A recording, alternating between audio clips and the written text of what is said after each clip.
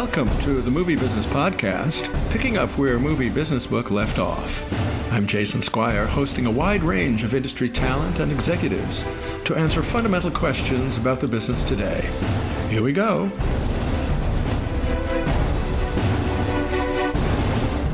And today we explore the secrets of editing with MARYANN BRANDON, A.C.E., a film and television editor best known as a frequent collaborator with director J.J. Abrams.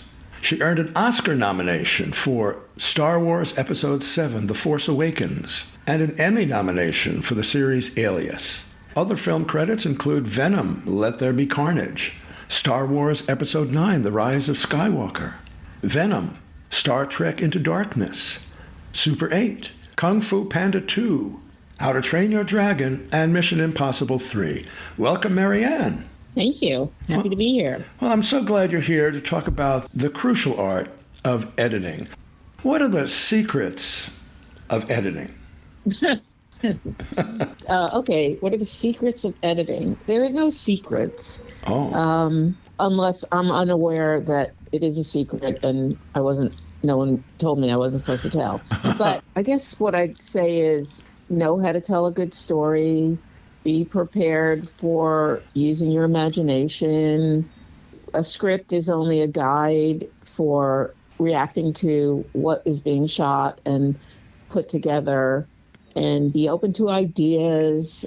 I mean, it's everything. The thing about being an editor is you're kind of the director's backup. Like, your job is not just putting a film together. It's understanding what the director was going for. It's understanding what a story needs. It's understanding what an actor needs.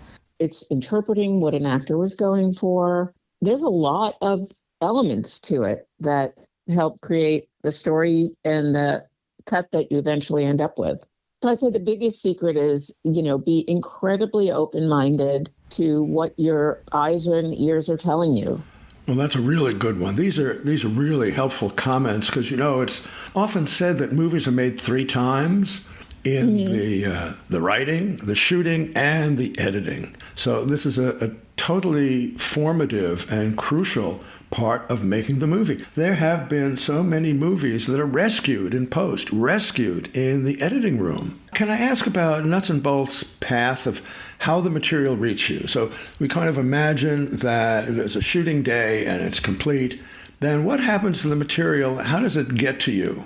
I have 2 or 3 assistants that get the material transferred over to them, and it's pretty much immediately in my Avid. Sometimes you can get the feed right off the camera if you're desperate to cut along as a scene is being shot. Because most movies are no longer shot on actual film, it's quicker to get electronic information, obviously, than going to a lab, developing film, have it transferred, get it into a editing machine. So these days, you have it almost instantaneously. Well, that really helps, and it's good of you to bring some of the history in because there have been so many creators who have straddled the historic changes from analog to digital, and editing is one of them. It used to be so labor-intensive, and you had to wait, and it was so important, and it was being on tenterhooks, and now it simply gets into the workflow. Let me ask then the actual work of editing. What your style is, and I'm sure you would say the style depends on the director. The question is, are you sitting with the director or not? Is the director hovering, visiting, or absent? Every director is different. Every director has a comfort level. Some directors just want to wait and see everything put together and then see a first cut. Some directors want to see scenes put together or sequences put together. Some directors want to go through dailies with you and tell you exactly what bits to use. I've had all of those kind of directors. So for me, I'm pretty flexible. I think you have to read the room and figure it out. In the last Star Wars film I did, we were so under the gun for visual effects. I pitched to the production that I actually cut on the set, which other editors have done. And I particularly enjoyed it because I could get the attention of the director between setups. We could work things out. If I needed something additionally shot, we were already on a stage with a crew ready to go. we could take a DP aside and shoot an insert here or there, or, I could get into the director's workflow. So I not only understood what I was cutting, which probably was from the day before or the day before that or some other sequence, but I also had a second eye out to what they were shooting. So I had this insight into how it was going on the set and what they were going for. And that I found helped me tremendously. I'm one of those people who likes a lot of information, and then I do with it what I need to do with it. Well, thank you. So as far as working with the director, it just seems like it's important to be flexible and open to any of the techniques and be able to serve the project at hand. What happens when there is, I don't want to say controversy, but a respectful disagreement about the pace or the cutting or the choice of cuts during a particular sequence when you're building it together? That happens all the time. That's not, I would say that's sort of the norm rather than the aberration. Of course, you're going to have a different point of view. And my approach always is, okay, I did my cut. I showed it to you. That was my, I know how I got there. I'm listening to the director pitch me what they want, or sometimes they don't know what they want. They just don't want that, or they want to see something different. And so I think that's where patience and creativity come into play. And I'm always happy to take another shot at another point of view or another approach. I actually think it's really fun. And I think there is a lot of intel to be gleaned from doing something like that. Because, at the end of the day, maybe neither cut worked, but you could certainly say that you learned what worked and what doesn't work. So I think the controversy isn't really a controversy. I think it's just it's a creative process, and that's how you get there. Well, thank you again. And this is to emphasize that often it's so useful to have the editor do an initial cut all on his or her own before the director is brought in, right? I think it's valuable. There have been times where, and again, it depends on the director. If I'm working on the set and I'm building a scene, it's sometimes valuable to me to bring in the director to put their 2 cents into it. So I might go in a different direction, or I might say, no, let me do this first and show you that. I find that I can't give you a hard and fast rule on this because I'm always open to happy mistakes and trying anything. And that's the beauty of this kind of editing now. You're not chopping up film. You can do as many iterations of a scene as you want and save all your old work, because God knows how many times we've gone back to the original. Aha. Now, you did earlier use a very important word in describing the work, fun. And so it's so great to be joyous in the editing work. But the question becomes how to stay fresh, considering all the repetition of the same scene, the same performance perhaps. How do you stay fresh in the editing room? Oh, a lot of times I have to walk away from a scene and come back to it. I do crossword puzzles. I addicted to crossword puzzles. I have to do the New York Times crossword puzzle every morning. And if I'm stuck, I can sit there and stare at the puzzle for hours, or I can put it away. And a lot of times I'll come back to it at the end of the day and go, oh, it was this.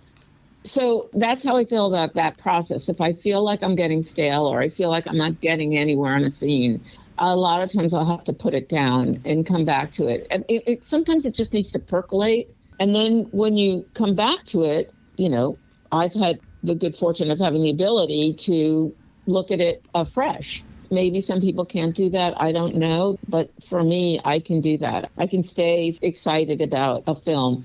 I also have this thing where every film I work on, no matter how I feel about it, at some point I have to convince myself it's an Academy Award winning film. Oh, yes. So I go into it thinking this is a great film and this is going to be great. And that does help me. It's exciting for me. And I find it very rewarding when you make something work that wasn't working, or you make something work better, or you have an idea and that sparks other ideas. I love the collaboration. I really do. Yes. Wow. And you know, what you described as the ability to walk away and return fresh is also good advice for writers, screenwriters. Yeah. So it really is an important lesson. Let's widen and ask, what are some other lessons that you'd like to share coming from your career? Not everybody's idea is a great idea. If you're not hearing what you want to hear, that's usually a sign that you've taken the wrong approach. Patience is incredibly important because you're so into the footage as an editor and you know it all. It takes other people a little bit of time to get to where you are. So it's very important not to get frustrated. I worked forever with J.J. Abrams, and I really tried to stop myself from saying, I had it that way. And he used to make so much fun of me. He'd be like, I know, you had it that way. And I, at some point I was like, but I did. And so I learned really quickly not quickly, it took me a while to get out of the habit of saying that. I might have had it that way, but yet if I redid it, I might have done it a little bit differently. That's pretty funny. Wow. So the relationship with the director is crucial and really very close, intimate. And another quality that you've been describing, I want to emphasize, that the editor must be a diplomat. And you might say that about other department heads, like cinematographer and others, but certainly the editor. Well, yeah, because I think if you're a cinematographer or a production designer, your job is super specific, right? Right. And that's your realm, right? Sure, you're going to get directors who say, can we use this lens or that lens? But you're pretty much in charge of that job. As an editor, you're really in the realm of director. So you have to be very respectful of where you're coming from. You don't want to step on anyone's toes. And it's very easy to, being in the editorial department. Well, again, this qualifies you for the diplomatic corps. Listen, I've put my foot in it plenty of times. I've said things where the minute it comes out of my mouth, I'm like, oops. Funny. Another good lesson. And very human, of course. So all of this. I'm not, That's great. So let me ask about, and I know you've been asked this before, but I must ask about your advice for newcomers, someone interested in the field. What advice do you offer? It's really hard for me to answer that question because it's changed so much from how I started. I met people. I wasn't even sure I wanted to be an editor. I was working on my thesis film to graduate from NYU grad school in filmmaking, and I got offered a job editing because I happened to be there and people saw me, and it was a real people meeting people. So that's a skill, and unfortunately, since COVID and social media and all that, people don't really meet a lot of people anymore. And it's hard for it to happen that way. Also, people make so much content now. Like, it's changed in how you learn to edit. And for me, I just loved film and I really took it on fully. So I pretty much understood every job in filmmaking by the time my career started. I understood how to record sound. I understood how to shoot a film. I understood cinematography. I understood production designing and lighting. And I understood directing. So all of it, it's really important to understand those things. So you understand the big picture and how you're getting there. But that's my approach. And that's what I would advise someone. But quite honestly, I don't know how one meets people anymore, because unless you just network through friends, I guess that's the way to do it.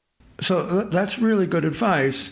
The idea that you happen to be there is what jump-started your editing career, and today it's so difficult. The good news is that anyone interested in editing can start editing online on their computer and see how it feels and see how they construct things and do all of that. So that is a great step forward as far as anyone really interested in this part of the business. The other thing I want to emphasize that you mentioned, just to underscore how important it is to know the other crafts, what the other people are doing, and what they went through in order to complete the work that comes to your screen, to be familiar, to be conversant. You can't just be isolated as an editor and only focus on that. And as you say, just to repeat for emphasis, be aware of the big picture. Mm-hmm.